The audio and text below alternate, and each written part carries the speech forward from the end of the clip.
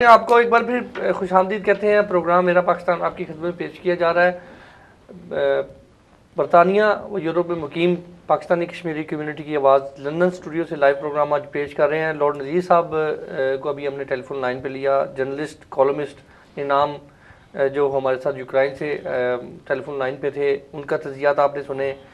अंजम ज़िया साहब की गुफ्तगू आपने सुनी। मोहतरम रहीम अवान साहब जो कि कानूनदान हैं, इनकी बात आपने सुनी। और अहमद शहजाद साहब की आपने बात सुनी। सर, ब्रेक के दौरान जो है वो नईम बुखारी के लेटर पे हम जो है वो बात कर रहे थे। आप कहते हैं जी कि ये लेटर जो है लिखवाया गया है। ये इसके ज़रा थोड़े से हक़ाइक़ हमारे नाज़रीन को बताएंगे। हम लोग सच जानना चाहते हैं। हम ये चाहते हैं कि अगर मुशर्रफ कसूरवार है तो मुशर्रफ जो है उसको हम यहाँ पे बैठ के उसको सलूट मारें, और अगर चीफ जस्टिस जो है वो कसूरवार है या उन्होंने कुछ थोड़ा सा कानून से हट के जो है वो ज्यादती की है तो उनको हम सलूट मारें। देखिए जी, जहाँ तक इस खत की इंपॉर्टेंस है, आप देखें इसमें जितने horrible charges against chief justice थे और जिसकी बुनियाद पर फिर वो सारा एक्शन 9 मार्च वाला हुआ, चीफ जस्टिस को घर में डिटेन कर दिया गया और फिर इतनी बड़ी जुडिशल मूवमेंट चली। इतना इंपॉर्टेंट खत था, आप देखें उसे, और इलेक्ट्रॉनिक और प्रिंट मीडिया का दौर था। आप उसे देखें, वो छपा किस अखबार में था? ऑनलाइन मोहसिन बेग साहब हैं इस्लामाबाद के, उसके उनके चीफ एडिटर थे, उनकी उसमें वो छपा। एंड आई एम सरप्राइज्ड कि यहाँ तो बड़ी बड़ी इलेक्ट्रॉनिक और प्रिंट मीडिया पर खबरें आती हैं, उन पर एक्शन नहीं होता, और ऑनलाइन में जो खबर छपती गई उस पर इतना बड़ा एक्शन ले लिया गया। और दुनिया जानती है, जो मोहसिन बेग हैं वो तारक अजीज़ साहब के बड़े अच्छे दोस्तों में से थे, और तारक अजीज़ साहब और जनरल मुशर्रफ साहब की बड़ी दोस्ती थी। तो इसलिए मैं नहीं समझता कि ये ख़त जो है इसमें जितनी भी नो डाउट नईम बुखारी साहब ने लिखा है, लेकिन इसके पीछे एक पूरी लॉबी मैं समझता हूँ थी जिन्होंने ये ख़त लिखवाया था।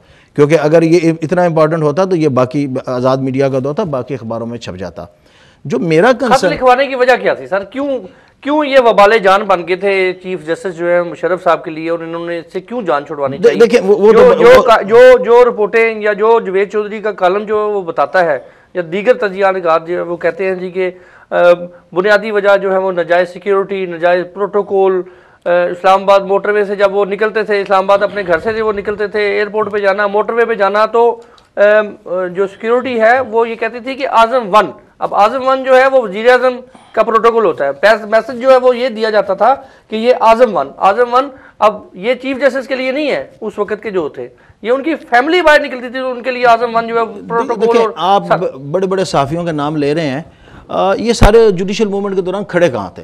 पहले तो मुझे इस बात का जवाब देना। आज ऑल ऑफ सडन जब वो इफ्तिखार जो सब रिटायर होते हैं, उन्हें वो आज़म 1 भी याद आ जाता है। आप दुरुस्त फरमा रहे हैं, लेकिन मैं इस्लामाबाद में रहा हूँ, आई नो जो आज़म 1 के साथ प्रोटोकॉल जाता है उसमें 3 स्क्वाड एक जैसे चलते हैं बैक टू बैक, और अगर वो बाई एयर जा रहे हो तो 2 हेलीकॉप्टर एक जैसे जाते हैं ताकि पता ना चले कि वो किसमें है। ऐसा नहीं था। नो डाउट चीफ जस्टिस साहब का मामला जो रिगार्डिंग मीडिया और प्रोटोकॉल वो सस्पिशियस हैं, और वो मोटिवेटेड थे। उनके जितने भी एक्शन है वो मीडिया से भी मोटिवेटेड थे, प्रोटोकॉल से भी मोटिवेटेड थे, लेकिन वो इतने बड़े एक्शन की बुनियाद नहीं बन सकते। बेसिक जो बुनियाद थी उसकी, वो जो जनरल मुशर्रफ साहब का 2 ओहदों वाला मामला अभी सुप्रीम कोर्ट में आने वाला था, मैं हैरान हूँ इतने बड़े साहबी इतने बड़े इशू को आप सिर्फ प्रोटोकॉल से क्यों रिलेट कर रहे हैं।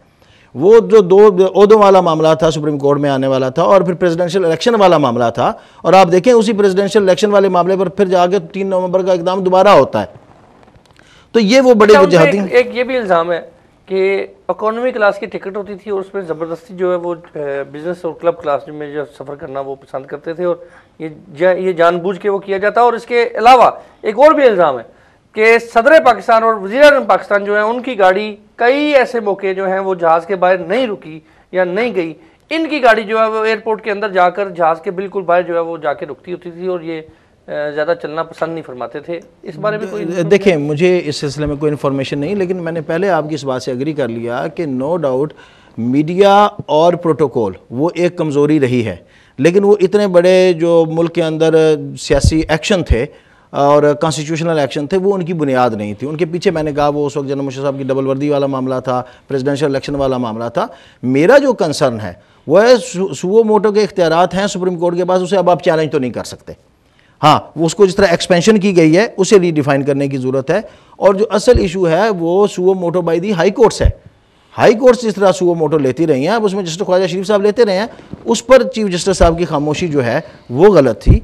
अभी बड़ी हॉरिबल जजमेंट आई है बलूचिस्तान हाई कोर्ट की, जिसमें उन्होंने कहा है कि हाई कोर्ट के पास इख्तियारात हैं सुओ मोटो लेने के, और हम उन जजमेंट्स को नहीं मानते, उस दौर की जजमेंट को जिनमें अदलिया अंडरमाइन थी। अब जब उन जिन जजमेंट की तरफ वो इशारा कर रहे हैं वो जस्टिस महमूद रहमान की लिखी हुई हैं, जस्टिस कार्नेलियस की लिखी हुई हैं। अब बलूचिस्तान हाई कोर्ट का जज अगर बैठकर जस्टिस महमूद रहमान जैसे जज की क्रेडिबिलिटी पे उंगली उठाएगा तो फिर हमारी तमाम अदलिया का जो सिस्टम है वो कोलैप्स कर जाएगा। एक तो मेरा इस पर कंसर्न है। आप बहुत बड़ा कोई तसादम नहीं देख रहे? अब इतना बड़ी अगर बलूचिस्तान हाई कोर्ट जो है या वहाँ से ये आवाज़ उठती है कि उस वक्त के फैसलों को हम नहीं मानते, ये कोई तसादम नजर आ रहा है? ये आज खुद अनकॉन्स्टिट्यूशनल है, क्योंकि कॉन्स्टिट्यूशन प्रोवाइड करता है कि subordinate court should follow the precedents of the superior courts unless it is distinguished और set asided by the superior court. अब ना तो सुप्रीम कोर्ट ने उन जजमेंट को डिस्टिंग्विश किया, इफ्तिखार चौधरी साहब अगर डिस्टिंग्विश कर देते सिचुएशन डिफरेंट होती, और ना ही उन्होंने जो है उन्हें ओवर रूल किया। जी जी अंजम साहब बार बार हाथ खड़ा कर रहे हैं। जी अंजम साहब, मैं कुछ पढ़ के सुनाता हूँ आपको इस letter. I am perturbed that the Supreme Court should issue a clarificatory statement on his behalf. This is what Naeem Bukhari is saying. I am perturbed that Justice retired Wajhuddin should be constrained to advise you on television that, with a comma, people who lives in glass houses should now throw stones at others. Close. I am perturbed that the Chief Justice should summon Mir Shakil Rahman to his chambers on Dr. Islam's account.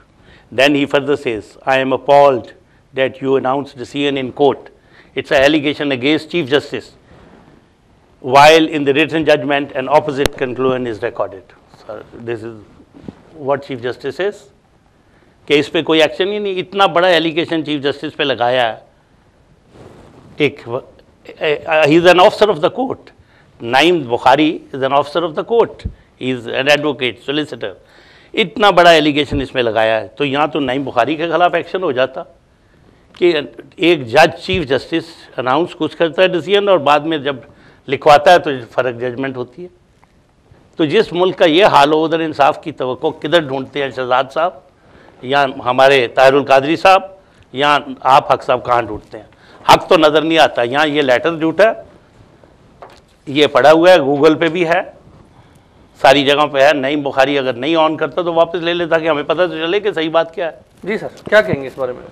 देखिए जी, मैंने पहले कहा कि नईम बुखारी साहब इसे on करेंगे, वो इनकार नहीं कर सकते, लेकिन जिस अखबार में ये पढ़े जरा आप चेन ऑफ एक्शन को तो देखें ना। और इतना बड़ा एलिगेशन जो इम्पोर्टेंट बात है, अच्छा मगर चीफ जस्टिस ने एक्शन क्यों नहीं लिया इस अभी मैं और भी पढ़ूंगा कुछ इसमें से। इस पर इसका जवाब तो एतजाज हसन साहब ज्यादा बेहतर दे सकते हैं, क्योंकि ये सारे एलिगेशन जब सुप्रीम जुडिशियल काउंसिल में गए, जवाब तो उन्होंने देना, मैं तो ख्याल आपका ख्याल जी मैं ये कह रहा हूँ ना, तो उन्होंने उसे चैलेंज किया और रमदे साहब की सरबराही में 13 रुकनी बेंच ने उन्हें रिस्टोर कर दिया और उन्होंने वो they throughout the entire allegation against the chief justice.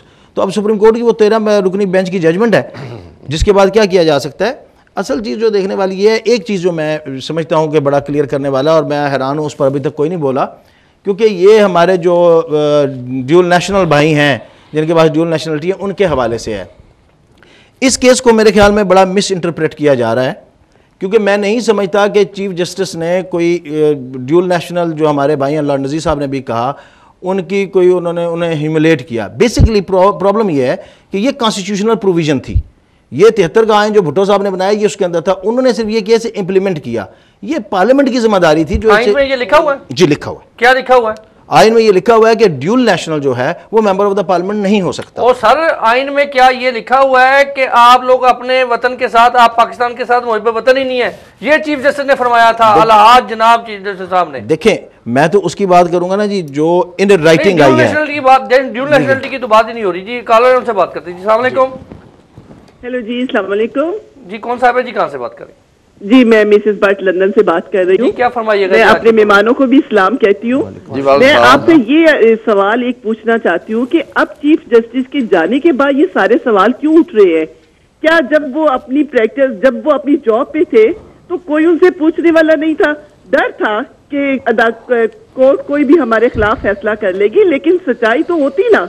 अब यही चीज मैं आपको ये बता दूं कि अब भी हमारे मुल्क से बहुत सारी दौलत लूट के मुल्कों से बाहर जा रही है और यहाँ आ रही है, और अब भी कोई पूछने वाला नहीं है। जब ये हुकूमत चली जाएगी 2 साल के बाद, साल के, फिर आप कहेंगे नवाज शरीफ साहब ने ये किया, वो किया, शहबाज ने ये किया। मैं ये कहती हूँ कि सच्चाई उस वक्त सामने क्यों नहीं आती जिस वक्त वो अपनी जॉब पे होते हैं? चोर को रंगे हाथ क्यों नहीं पकड़ा जाता और उसको सजा क्यों नहीं दी जाती? ठीक है, अगले कॉलर जी उनसे बात करते हैं। जी अस्सलाम वालेकुम। सही। हेलो जी, अस्सलाम वालेकुम। वालेकुम सलाम जी, तमसील बोल रहा हूँ जी, बर्मिंघम से। तमसील साहब क्या फरमाइएगा जनाब? जनाब मैंने आपका चैनल अभी ऑन किया तो मैं सुन रहा था, इनामुल्ला जर्नलिस्ट हैं जो, उनकी मैं बातें सुन रहा था। वो पता नहीं क्या क्या एलिगेशन जो चीफ जस्टिस साहब पे लगा रहे हैं। आप क्या समझते हैं सर? आप अपनी बात कीजिए, आप अपनी बात करें कि आप क्या समझते हैं कि क्या आप समझते हैं कि चीफ जस्टिस ऑफ पाकिस्तान जो साबिक हैं उनके दौर में उन्होंने इंसाफ के साथ इंसाफ किया, कारकर्दगी बहुत बेहतर थी? आप अपना तजिया बता दीजिए।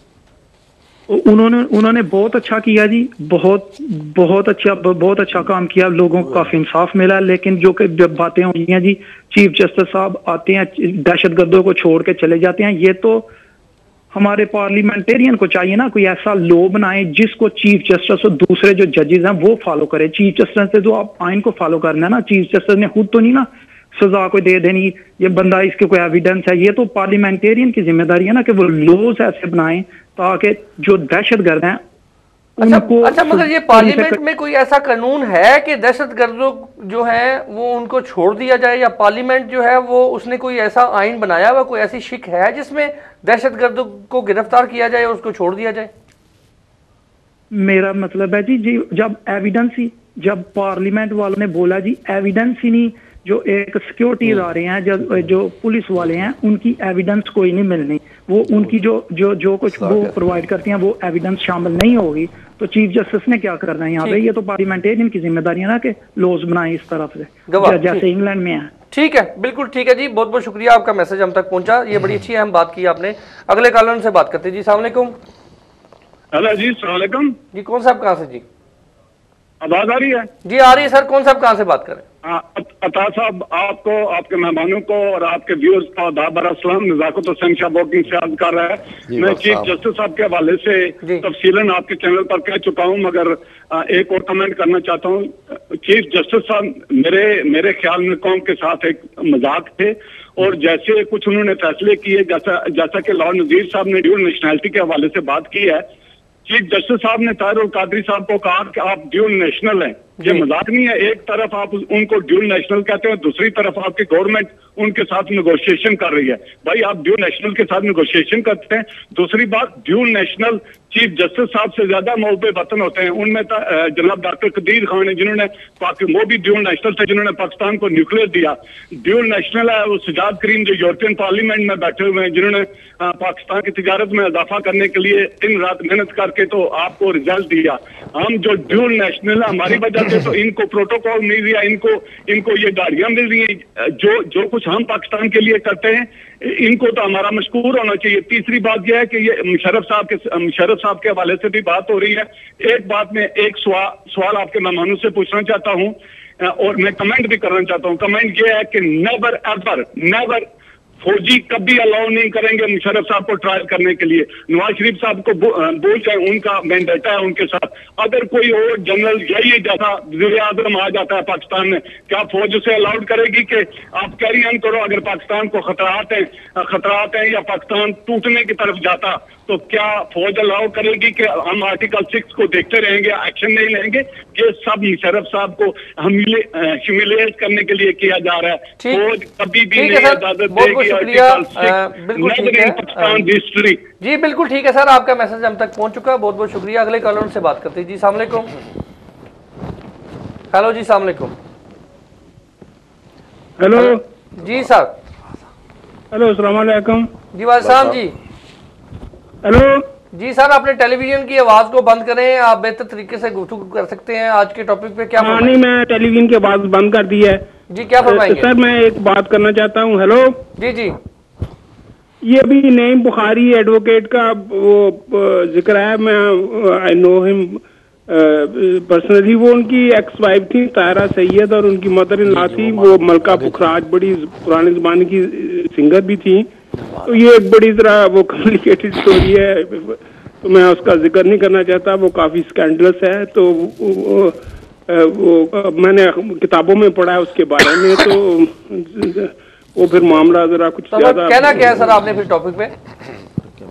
हेलो, चले ठीक है जी, बहुत बहुत शुक्रिया। अब कॉल जो है वो नहीं लेंगे, वक्त हमारे पास जो है खत्म हो जाता है। सर अब हमने ना अंजम जिया साहब एक मेरी रिक्वेस्ट है, लेटर को सर छोड़ दें। एक अहम तरीन इशू जो है जिसके लिए मैं हमेशा, जब चीफ जस्टिस जो है वो चीफ जस्टिस थे, साबिक नहीं थे, मैं यहाँ पर बैठ के सर जो है वो प्रोग्राम मैंने किया और वीनस अली ने हमेशा ये प्रोग्राम किए हैं ओवरसीज कम्युनिटी के लिए। अब हम ओवरसीज कम्युनिटी के लिए थोड़ा आखिरी जो 5-7 मिनट रह गए हैं वो बात कर लेते हैं। और ये मैं अपने जो नाजरीन है उनको ये बताता चलूँ कि चीफ जस्टिस की ये जो बयान था जिसमें काफ़ी लोगों को जो कन्फ्यूजन है कि वो ड्यूल नेशनलिटी के हवाले से या आइन है या पार्लियामेंट है, वो एक अलग कानून है, उस कानून का इस बयान से क्या ताल्लुक है। आप लोग ज़्यादा बेहतर समझते हैं कि जब चीफ जस्टिस ने ये बयान दिया था कि ड्यूल नेशनल है, आप तो पाकिस्तान के साथ मुखलिस हो ही नहीं सकते, इसका जो कितना धचका और कितना अफसोस और कितना दुख हुआ ओवरसीज कम्युनिटी को, ये चीफ जस्टिस साहब आप इस चीज़ का फैसला नहीं कर सकते, क्योंकि ये फैसला आप इस चीज़ का अंदाज़ा नहीं कर सकते, क्योंकि अंदाज़ा और एहसास उसमें होता है जिसके अंदर दिल हो, जो पत्थर दिल का इंसान हो। वो मैं नहीं समझता कि वो इस किस्म के जो है वो बयान जो है वो देता है। उन जितनी ज़्यादा ओवरसीज कम्युनिटी ने कुर्बानियाँ दी हैं, इस पर बात करते हैं सर। जितनी कुर्बानियाँ ओवरसीज कम्युनिटी ने दी हैं, बरतानिया में बैठे हुए, यूरोप में बैठे हुए, अमेरिका में बैठे हुए ओवरसीज कम्युनिटी ने, आप समझते हैं कि चीफ जस्टिस ने ये जो बयान दे दिया था और उसके बाद ये तो क्रेडिट सारी जिंदगी उनको मिलेगा, ये जिस तरह वो हार नहीं पहनाया जाता, ये हार तो असी पाना है उन्होंने सारी जिंदगी, असी तो साड़ी तो ख्वाहिश है आन तो उन्होंने दसी असी कि की कीता है। हक साहब थैंक यू, मुझे 1-2 मिनट चाहिए। देखिए लॉर्ड नज़ीर साहब ने बड़े अच्छे तरीके से वो कुछ चीज़ों को निशानदेही की है और ही इज़ एब्सोल्युटली राइट। देखिए हम 16 बिलियन के करीब इस साल 17 बिलियन डॉलर हो जाएगा जो हम हर साल पाकिस्तान भेजते हैं। और हम लोगों ने बहुत से, मेरे ख्याल में कोई ऐसा ख़ानदान नहीं है जिसने पाकिस्तान में यहाँ से पैसा ले जाके इन्वेस्टमेंट नहीं की हुई और वहाँ रोज़गार लोगों का जो है वो बना हुआ है और इन्वेस्टमेंट की हुई है। उसके अलावा देखिए हमारे साथ जो सलूक होता है वो बिल्कुल सुतीली माँ जैसा वहाँ सलूक होता है। कोई हमें रिलीफ नहीं मिलता, कोई हमें कानूनी तौर पे रिलीफ नहीं मिलता, कोई अदालतों में हमें इंसाफ नहीं मिलता, और ये कितनी बुरी चीज़ है। और इनको चाहिए तो ये था कि बजाय ये हमें डुअल नेशनल को रगड़ते और हमें बदनाम करते और हमारी तज़लील करते कि ये हमारे हक़ में कानून बनाते और अदालतें हमें इंसाफ देती और हम मज़ीद पैसा जो है इन्वेस्टमेंट करने के लिए पाकिस्तान ले जाते ताकि रोज़गार जो है वो बढ़ता, फैक्ट्रियाँ लगती, सब कुछ होता।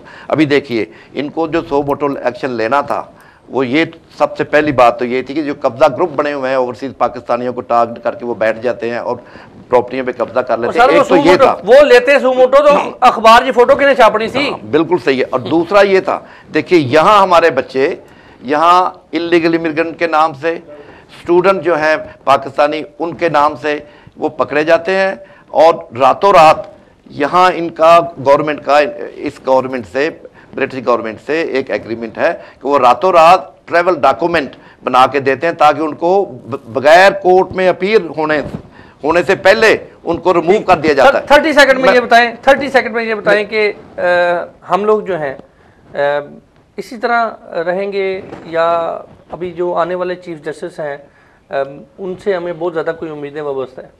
सर मैं थोड़ी सी बात जो शहजाद साहब ने की और आपने भी, चीफ जस्टिस का काम बयान देना तो है ही नहीं। अगर उसने किसी कोर्ट में फ़ैसला किया ये जो आप फरमा रहे हैं, मुझे मालूम नहीं कि ये रेफरेंस क्या है इस पर। चीफ जस्टिस का काम है जो उसके सामने केस जाए उस पर फ़ैसला दे, वो अपनी तरफ से बयान नहीं दे सकता कि हम मुहब्बे वतन हैं या नहीं हैं। अब ये लेजिस्लेशन का काम है जो ये शहजाद साहब फरमा रहे हैं। चीफ जस्टिस का काम नहीं है कानून बनाना, कानून बना होता है, चीफ जस्टिस का काम है कानून को इम्प्लीमेंट कराना। और मैं आपसे माजरत के साथ, हक साहब आप प्रोग्राम कंडक्ट कर रहे हैं, चीफ जस्टिस ने अगर ये बयान दिया है तो मैं माजरत से बयान नहीं, अगर जजमेंट है तो मेरा नहीं ख्याल कि वो कानून से हट के जाएगा। देखें ओपन कोर्ट की ऑब्जर्वेशंस होती हैं, उन्हें नो डाउट जिनका दिल दुखा है उन्हें उनके साथ वो इस किस्म की स्टेटमेंट भाई जुडिशियल ऑर्डर होना चाहिए था। मैं गुजारिश ये कर रहा हूँ कानून बनाने की जरूरत नहीं है उसमें। अगर ऑब्जर्वेशन जो हैं जो पार्ट ऑफ जजमेंट नहीं होती, जुडिशियल तो ऑर्डर मैं नहीं समझता कि उसे इतना सीरियस लेना चाहिए। असल चीज है जजमेंट। जो ओवरसीज पाकिस्तानी की जो आंसू पहुंचे जा सकते हैं वो पहुंच रहे हैं पार्लियामेंट में। आजम आप ये कह रहे हैं कि चीफ जस्टिस ऑफ पाकिस्तान उस वक्त के जो सुप्रीम कोर्ट पाकिस्तान की सबसे आला अदलिया का जो सरबराह है और जिसने 14 करोड़ अवाम के साथ इंसाफ करना है, उसने ये बयान दिया है कि ओवरसीज कम्युनिटी मुहिब्बे वतन नहीं है। और आप कह रहे हैं कि उनके बयान को हमें सीरियस नहीं लेना चाहिए। मैं ये नहीं कह रहा हूं बयान नहीं है। देखिए मतलब हमें मजाक उड़ाना चाहिए। नहीं, ये बयान हमारे साथ मजाक उड़ाना है। आपको यही थोड़ा सा फर्क मैं समझाना चाह रहा हूं कि ये बयान नहीं है, ये कोर्ट ऑब्जर्वेशन है। कोर्ट्स की जो ऑब्जर्वेशंस होती हैं वो पार्ट और पार्सल नहीं होती जजमेंट का। सम टाइम उनकी जो ऑब्जर्वेशन से बहुत डिफरेंट जजमेंट आ जाती है।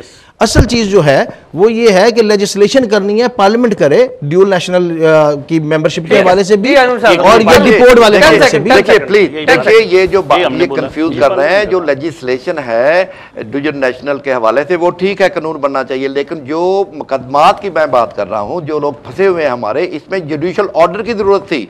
और जो मैंने मेरी एप्लीकेशन है, जो पिटीशन है मेरी, वो जुडिशियल ऑर्डर की है। और ये हमने बार बार रिक्वेस्ट की, जो उनके फ्राइज में शामिल है। बहुत बहुत शुक्रिया जनाब अहमद शहजाद साहब, आपका बहुत बहुत शुक्रिया। मोहतरम रहीम अवान साहब आपका बहुत बहुत शुक्रिया। अंजम ज़िया साहब आपका बहुत बहुत शुक्रिया। तीनों मानों का। लॉर्ड नज़ीर साहब, इनाम साहब आपका शुक्रिया। लॉर्ड नज़ीर साहब ने एक बड़ी अहम बात की थी कि ड्यूल नेशनलिटी के हवाले से तो फ़ौरन जो है वो एतराज़ जो है वो बन गया, और उस एतराज़ को लेकर एक दिल दुखाने वाला, एक इंतहाई अफसोसनाक बयान जो है वो चीफ़ जस्टिस ने दिया था, वो जो आज भी हमारे दिलों में मौजूद है। और ये बात याद रखिए मोहतरम चीफ़ जस्टिस साबिक साहब कि आप ने जो बातों का ज़ख्म दिया है वो बातों के ज़ख्म सारी ज़िंदगी नहीं जाते, और इसका जो है वो क्रेडिट आपको इंशाल्लाह सारी ज़िंदगी मिलता रहेगा। लॉर्ड नज़ीर साहब ने ये फरमाया था और ये सवाल किया था उनसे, ये हम आपसे सवाल कर लेते हैं इफ्तिखार चौधरी साहब, कि जब आपने डिक्टेटर से हलफ लिया था, जब परवेज़ मुशर्रफ से आपने हलफ लिया, उस वक्त जो है उसके बाद भी आपने दोबारा हलफ लिया, ये कोई ड्यूल नेशनलिटी के ज़्यादा कोई मैं समझता हूँ कि ज़्यादा इसके ख़िलाफ़ जो है नहीं है, ना ही ड्यूल नेशनलिटी और इसमें कोई फ़र्क है। मगर ये वाली चीज़ आपने की, ये ड्यूल नेशनलिटी से ज़्यादा जो है वो ख़तरनाक है। ड्यूल नेशनलिटी सर क्या ख़तरनाक है? हम यहाँ पर बैठ के अपने इस वतन की भी खिदमत कर रहे हैं, हम उस वतन की भी खिदमत कर रहे हैं जो हमारा वतन है, और उसका क्रेडिट जो है वो आप हमें ये दे रहे हैं कि हम लोग जो है अपने वतन के साथ मुखलिस नहीं। मैं सिर्फ अब मैं सिर्फ इतना कह सकता हूँ कि I feel sorry for you. मगर जाते जाते एक ब्रेकिंग न्यूज़ आपको देता चलूँ, हमारे ख़ास ज़राए ने आज ये बताया, चीफ जस्टिस साहब साबिक अलहाज जनाब इज़्ज़त मुआब इफ्तिखार चौधरी साहब, आप ये सुन लीजिए कि आपके साहबजादे इफ्तिखार चौधरी साहब जो वो ऑस्ट्रेलिया जाने की तैयारियां कर रहे हैं। अरसलान इफ्तिखार चौधरी साहब जो हैं वो ऑस्ट्रेलिया जाने की तैयारियां कर रहे हैं, वहाँ पे नेशनलिटी ली जाएगी, माल इकट्ठा किया जा रहा है, और बहुत जल्द आपको एक न्यूज़ मिलेगी, आप ही बल्कि देंगे, आप ही सपोर्ट कर रहे हैं और आप ही पैसा जो है वो इकट्ठा करके दे रहे हैं। अल्लाह ताला हमारे प्यारे वतन पाकिस्तान को सदा सलामत रखे और हमेशा सच्चे और मुहब्बे वतन लीडर अता फरमाए। अगले प्रोग्राम तक के लिए इजाज़त दीजिए। खुदा हाफिज़।